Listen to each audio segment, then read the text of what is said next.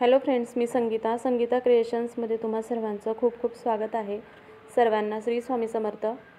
आज आपण पाहणार आहोत नवीन अशी sleeves design, puff sleeves design आहे ही।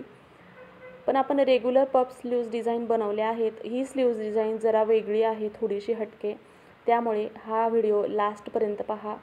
इथं टोटल लेंथ मी 10.5 इंच घेतलेली आहे, कारण तयार स्लीव्ज आपल्याला 10 इंचाची हवी आहे। तर मी इथे हे कापड घेतलेलं आहे ब्लाऊजचंच। हे कापड मी जेवढी स्लीवची लेंथ आहे त्यापेक्षा डबल घेतलेला आहे, कारण इथे आपण प्लेट्स टाकणार आहोत, तर त्यासाठी डबल कापड लागतंच। तर मी हे डबल कापड घेतलेलं आहे आणि हे कापड सुईच्या बाजूने अशा पद्धतीने ठेवायचं आहे। सेंटरला मी इथे कट दिलेला आहे, तरी मी तुम्हाला समजावं म्हणून पुन्हा एकदा फोल्ड करून वरच्या बाजूने कट देऊन दाखवते।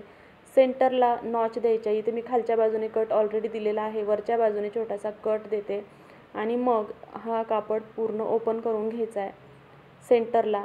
आणि ओपन केल्यानंतर सेंटरपासून पुढे आपण मेजरमेंट टाकणार आहोत।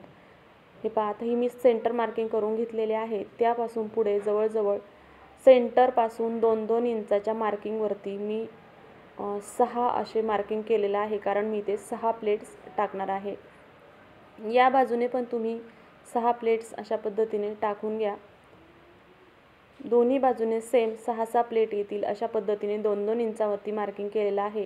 आणि सेंटर जो आपण कट दिलेला आहे त्या कटवरती अशा पद्धतीने एक प्लेट व्यवस्थित सेट करून जिथे मार्किंग केलेलं आहे ती मार्किंग बरोबर सेंटरला अशा पद्धतीने एकदम सेंटर पॉईंटवर ठेवायची आहे आणि हातानेच फिनिशिंग करून अशा वरच्या बाजूला या प्लेट्स टाकून घ्यायच्या आहेत।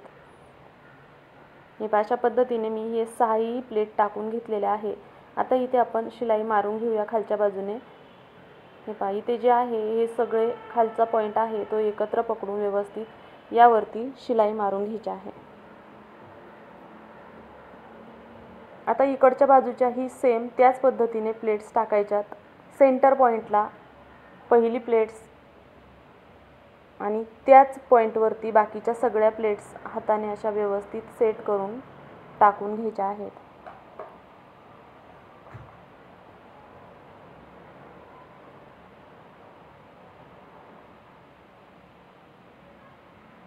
पाहू शकता, आता दोन्ही बाजूने आपण 6-6 प्लेट्स अशा टाकून घेतलेल्या आहेत।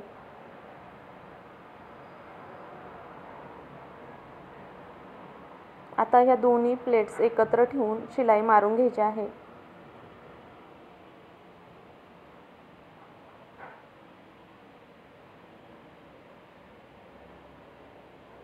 आता मी ते शिलाई मारून घेतलेले आहे। आता ह्या वरच्या प्लेट्स आपण सेट करून घ्यायच्या आहे। वरच्या प्लेट्स सेट करताना जो आपण सेंटर कट दिलेला आहे त्या कट पासून पुढे प्लेट्स टाकून घ्यायच्या आहेत। इथे पाहू शकता, हा आहे सेंटर कट।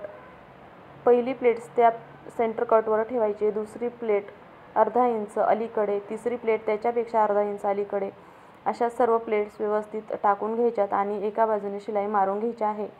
पुन्हा दुसऱ्या बाजूनेही सेम तसंच करायचं आहे। तुम्ही हवं तर पिन वगैरे लावू शकता। हे पहा, आता दुसऱ्या बाजूची मी एक प्लेट्स व्यवस्थित टाकून घेत आहे। तुम्ही हवं तर पिन लावून घ्या आणि नंतर पूर्ण प्लेट्सला शिलाई मारून घ्या।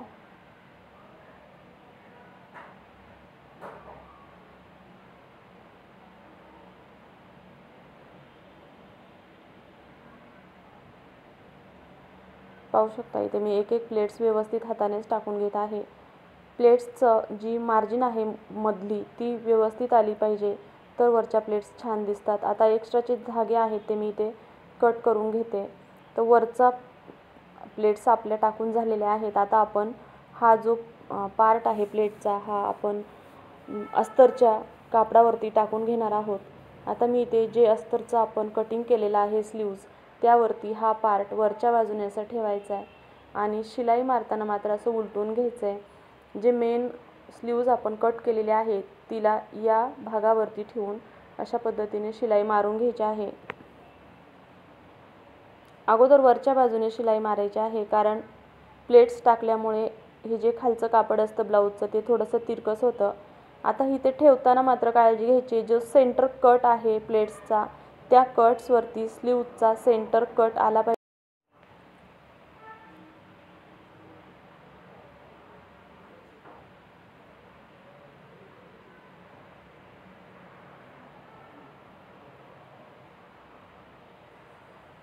आता वरच्या बाजूने शिलाई मारून झाली की खालच्या बाजूने आपण शिलाई मारून घ्यायची आहे।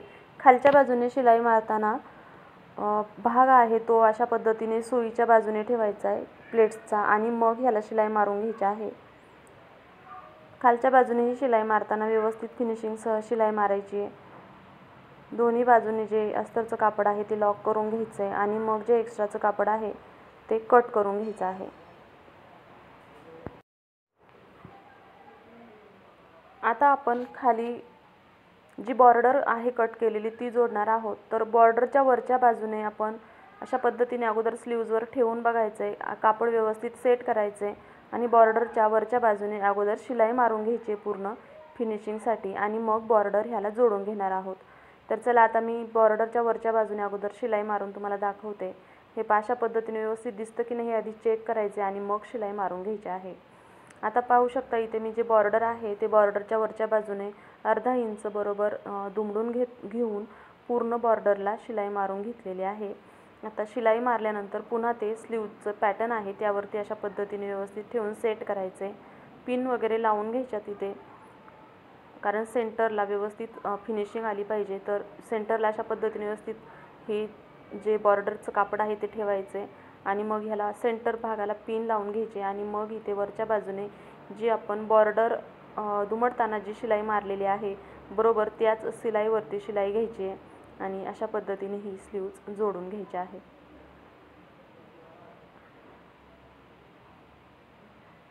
अशा पद्धतीने ही स्लीव जोडून झाली की आता खालच्या बाजूने पण अशा पद्धतीने अर्धा इंच व्यवस्थित फोल्ड करायचे। त्यासाठीच बॉर्डरचं कापड कट करताना थोडंसं एक्स्ट्राचं ठेवायचे। खाली आपलं अस्तरचं कापड आहे आणि त्यावरती हे जे बॉर्डरचं कापड आहे हे अशा पद्धतीने व्यवस्थित फोल्ड करून घेतलं की व्यवस्थित फिनिशिंग येते आणि स्लीव्ज पण खूप छान दिसते।